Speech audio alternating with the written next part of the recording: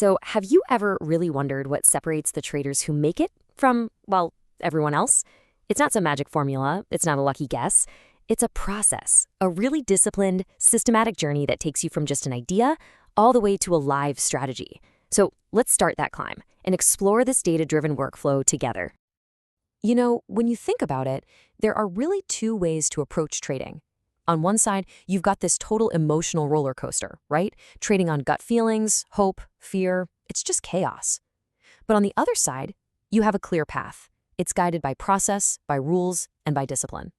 And that's exactly where we're going. We're leaving the chaos behind to build a real data-driven edge.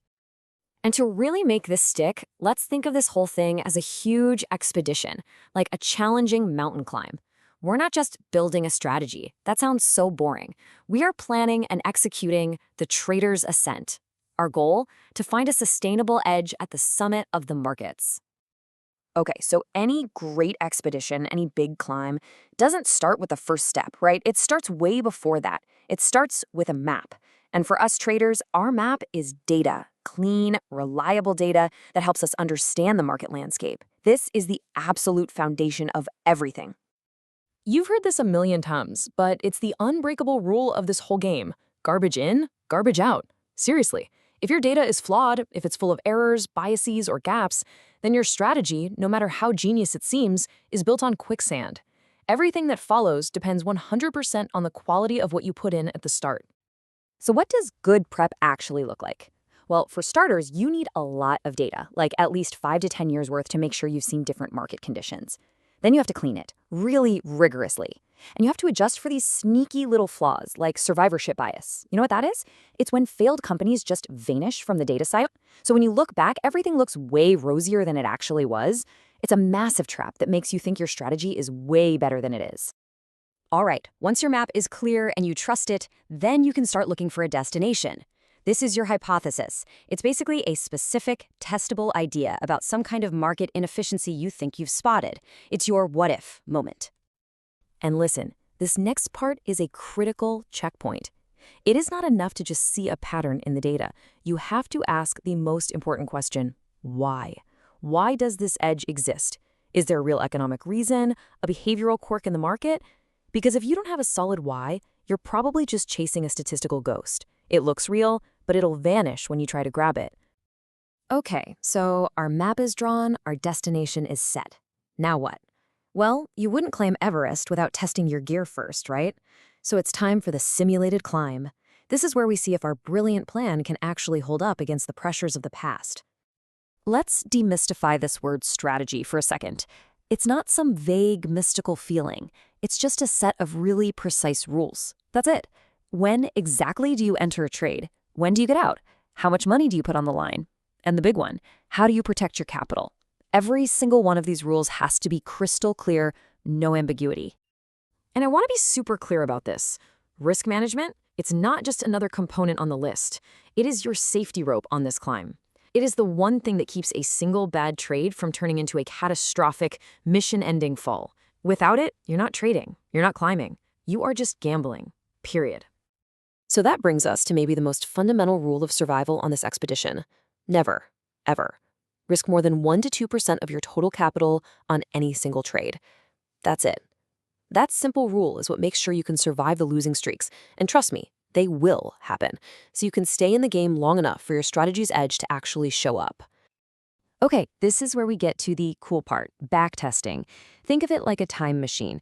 We take our complete set of rules, entry, exit, risk, everything, and we run it against all that historical data we prepared.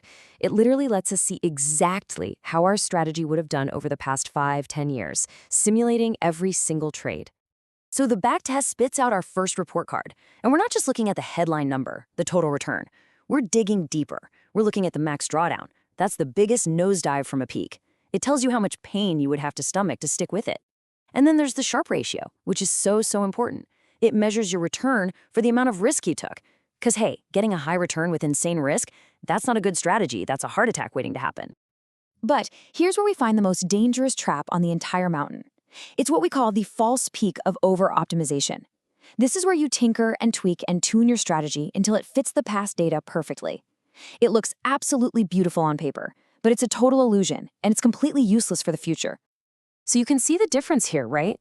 On one hand, you have a robust strategy. Think of it like a solid stone bridge. It's built on simple logic, and it works in different conditions. On the other hand, the curve-fitted strategy is like a bridge made of toothpicks. It's overly complex, incredibly fragile, and the second the market conditions shift just a little bit, it completely shatters.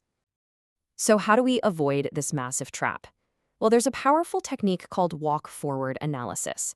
Here's how it works. We optimize our rules on, say, 2 years of data. Then we take those optimized rules and test them on the next year of data that it's never seen before. Then we slide everything forward, optimize on years 2 and 3, test on year 4. We just keep walking forward through time.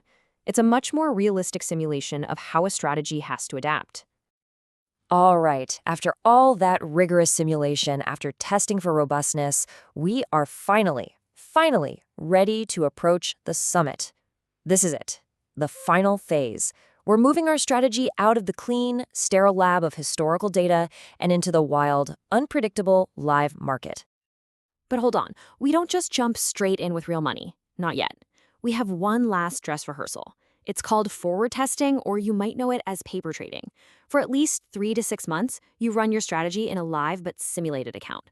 This is such a crucial bridge between your backtest and the real world. You're testing everything, your code, your data feed, and honestly your own psychology when you see it running in real time. Okay, if the paper trading checks out and everything looks good, now it's time for the final push. You go live, but you start small. Like incredibly small. You only add more capital, you only scale up after you've proven it's consistently profitable. You have to be a robot, stick to your rules no matter what, and you watch your technical systems like a hawk. But here's the thing about reaching the summit, about finally going live. It isn't the end of the journey. Honestly, in a lot of ways, it's just the beginning. Because the weather on this mountain is always changing, the markets are always evolving, and you have to constantly adapt just to survive up there. And this is what survival at the summit looks like. It's not a straight line to the finish. It's a continuous loop. You're always tracking your live performance. You're analyzing your trades, the winners and the losers. You're monitoring the broader market for any big shifts. And you're making tiny, careful refinements to your strategy. This loop, it just never stops. Which kind of brings us to the final big idea here. You've followed the process, you've done all the hard work, and you've actually reached the summit. You've built a profitable strategy.